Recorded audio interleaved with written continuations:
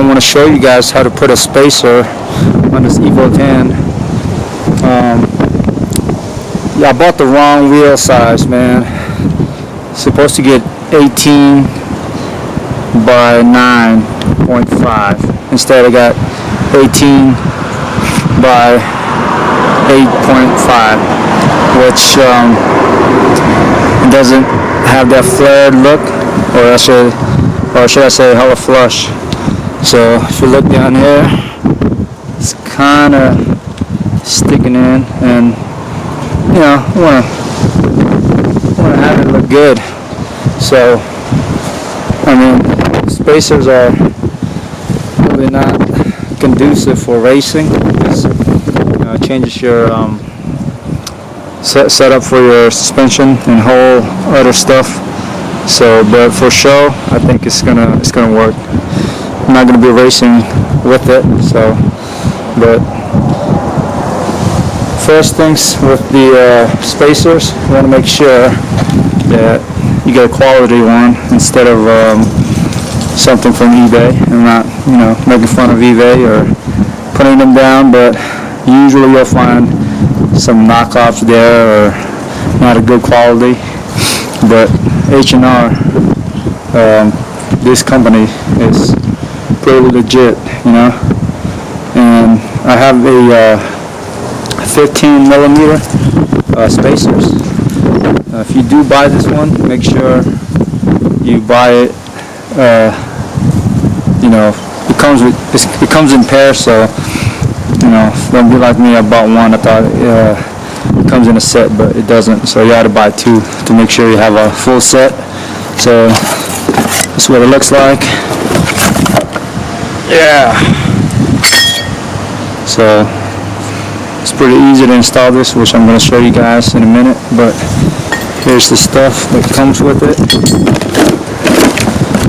the bolts and a little sticker here.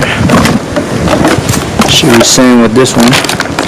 So yeah, this is the spacer, and let's go install it. Alright guys, so first step is to gather up your tools. So this right here, it's a specialized tool to remove these lug nuts, and obviously we're gonna have to remove the wheels, so we're gonna jack up the car and remove the wheels. So yeah, let's do it.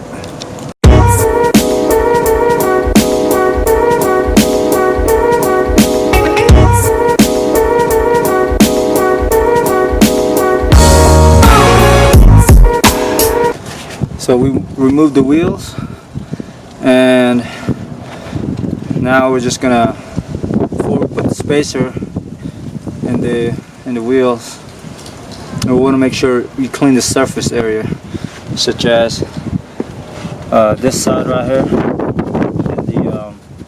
and the studs. So get rid of those dirt and dust, so when we put our spacers in there, we'll be good to go. Right. Another thing I forgot to mention: when you buy the spacers, make sure it fits, and it has the same hub centric, which is this. So that's easy. Just look at your owner's manual or look it up online, and also make sure it's hub centric. Probably one of the most important. What that means is this piece right here matches with this, so when you put the wheels on, you don't have any it's not sliding. So kind of the wheel rims sits on this side, or I should say the hub kind of sits right there. But that's about it. So let's get this thing going.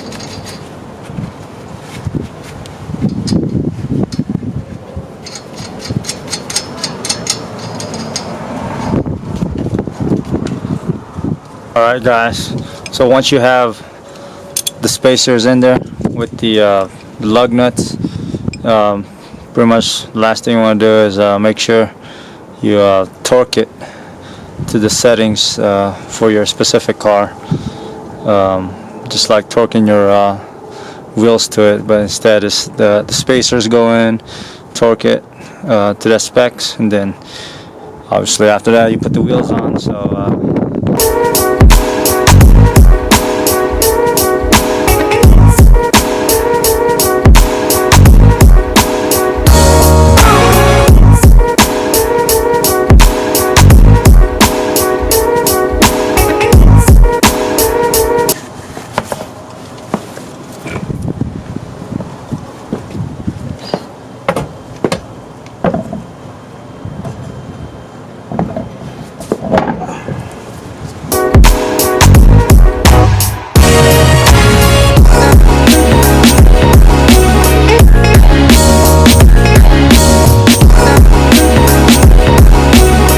matter of tightening it, but you can see it's actually looking a lot better now.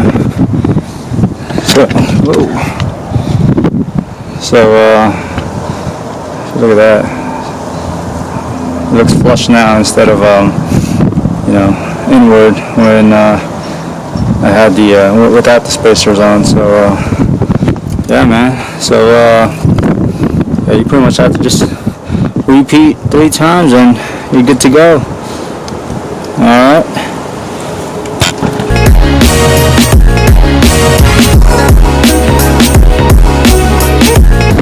We just got done installing all 4 spacers. As you can see, it's